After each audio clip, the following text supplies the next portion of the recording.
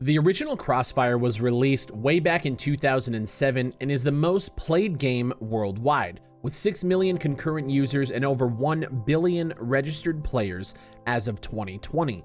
So how does the sequel, Crossfire X, shut its doors barely a year after it went live? I'm here to answer that question and take a dive into why the industry didn't embrace the shooter.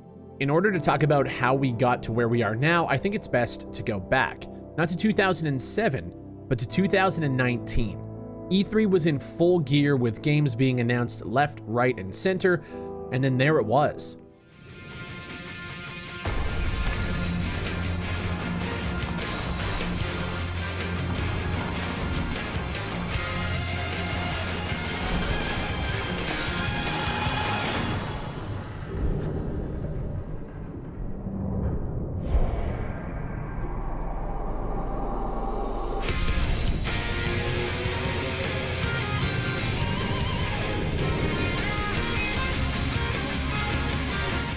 A stunning trailer targeted towards those gritty adult shooters that I grew up playing. I was ecstatic. Smilegate, the developers behind the original Crossfire, had partnered with Xbox Game Studios, who, at the time, also entrusted Remedy Entertainment to build a single-player campaign of the game. Remedy, known for hits like Max Payne, Alan Wake, Control, and Quantum Break, were tasked with building the single-player campaign for the game. FPS players were on board, but only for what felt like a minute or two.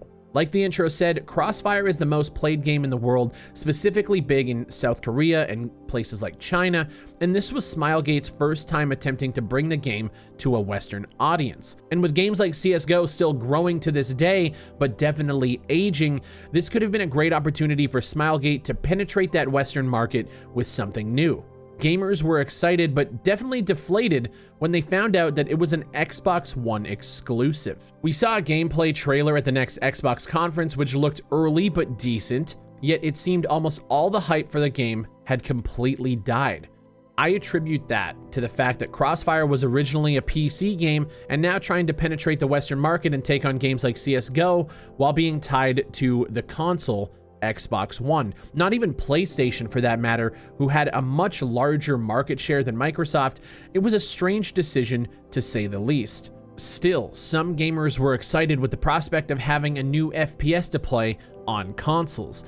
That is, until they played it. Upon release, the two mini-episodic stories titled Operation Catalyst and Operation Spectre were panned across social media for being shallow with weak storytelling and having atrocious gunplay and controls. A writer for IGN back in February of 2022 wrote that after 6 hours with the game, I'm almost at a loss for words.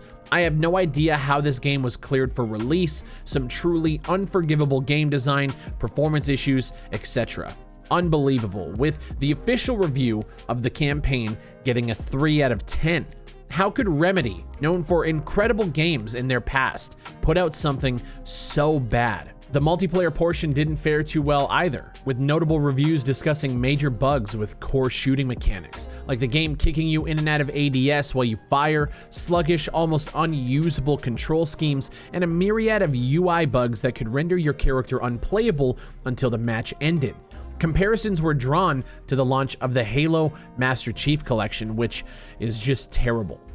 On top of all of these issues, the live service mantra creeped in day one, with IGN noting that Crossfire X features a whole host of microtransactions that are both confusing and dubious. In addition to starter packs and a season pass that are commonplace in free-to-play games, Crossfire X also has two currencies that can be purchased with real money: GP, which can be earned in-game or purchased, as well as CP, which must be purchased with real money to be obtained. Weirdly, there doesn't seem to be any kind of obvious separation between what these two currencies are used for.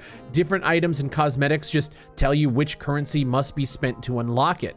There are also standard XP boosters and the like to make the season pass progression go faster. The disappointing element is that with primary and secondary weapons, as well as weapon customization items like scopes being a part of what's available to purchase, Crossfire X finds itself squarely in the pay-to-win sphere. In other words, you can buy advantages that other players playing for free might not ever be able to obtain. For example, if you buy the ultimate version of Crossfire X at a premium price, you automatically unlock a Gatling gun that can be used in multiplayer that has an incredibly high rate of fire and a magazine so large it absolutely refuses to quit. Doing so will put yourself at a massive advantage against free-to-play players who would need to grind for a long time to unlock that same weapon.